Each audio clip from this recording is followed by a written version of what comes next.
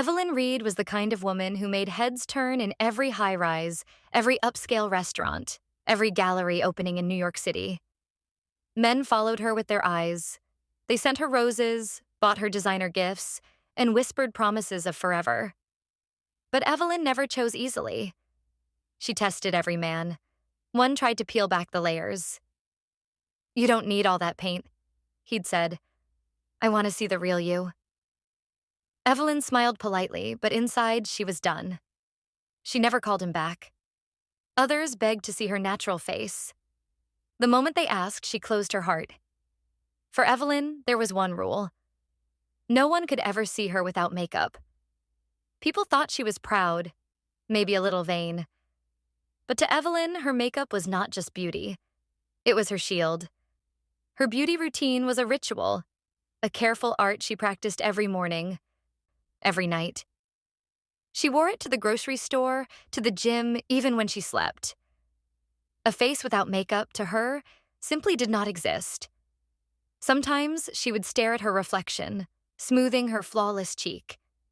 She whispered, "This is me. This is who they love. If I lose this, I lose everything."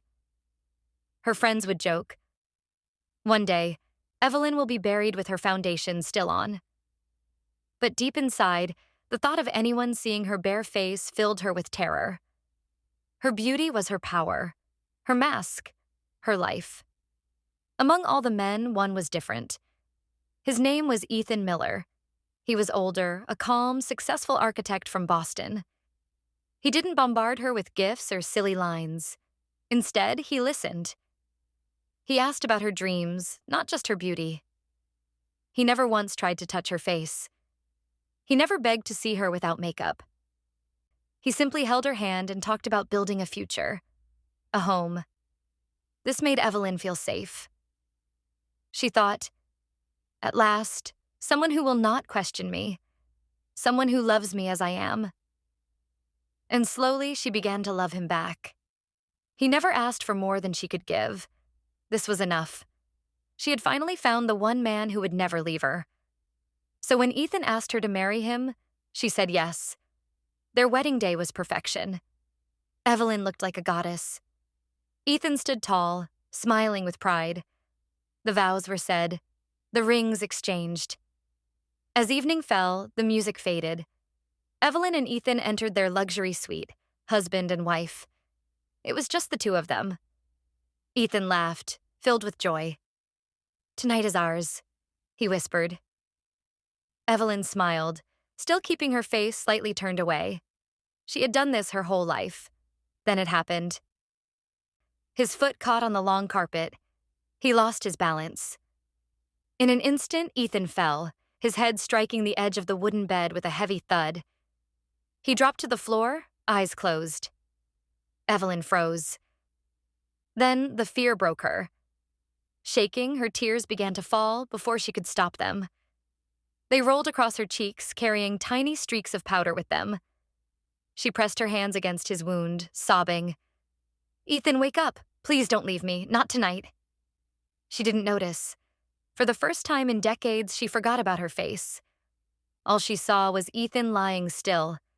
Her tears fell faster, leaving dark, uneven lines. Her mask was dissolving. Then Ethan groaned.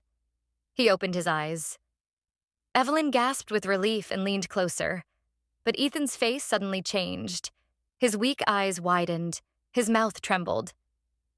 "Evelyn?" he whispered. His voice broken. "What happened to you? How old are you?" Evelyn froze. Her heart stopped. She touched her cheek and felt it. Not smooth, but dry skin, lines, wrinkles. The powder was gone. Her mask was broken. Ethan pushed himself up, staggering toward the door. The young bride was gone. Before him was an old woman, skin wrinkled, hair thin and gray where the powder had cracked away. "No, no, no, this is not you," he cried. Evelyn crawled across the room, clutching his leg. "Please, Ethan, don't go. I can't explain. I beg you." Ethan turned his face away, but her trembling voice forced him to pause. Evelyn wiped her wet cheeks, revealing more of her true self. The deep lines, the marks of a century lived. It started when I was 35, she confessed softly. My heart was shattered. I met a woman, a witch. She offered me a powder that would keep my youth so no man would ever leave me again. I was foolish. I took it. The rule of the powder is never to cry for anyone, no matter what. Her voice cracked. All the men I've been with, they grew old. They died. But I stayed the same until now. I loved you, Ethan. But I could not stop. Without the powder, this is who I am. You are not 25, he whispered, his voice shaking. You are 100 years old. Ethan's body shook as he pulled away. I don't even know who you are. The words struck Evelyn like a knife. Her sobs grew louder, and then the final change began. Her skin folded deeper. Her white hair thinned and fell to the floor. The powder, broken by her tears, was leaving her for good. Ethan watched in horror as his bride aged before his eyes. 100, 200, 300 years of stolen life draining away in seconds. Not yet, please. Not yet, Evelyn whispered, her voice dry and weak. She collapsed to the floor, her body trembling, her voice a final whisper. I only wanted to be loved. I only wanted to never be alone.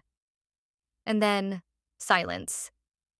Ethan stood frozen, staring at the lifeless, ancient body of the woman who had once looked like a goddess. And so, on their wedding night, what began as a dream ended in tragedy. The lesson: not all that glitters is gold.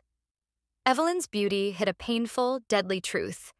And when the mask broke, so did everything she tried to protect. Don't forget to subscribe, like, and comment down below what you think Evelyn deserves.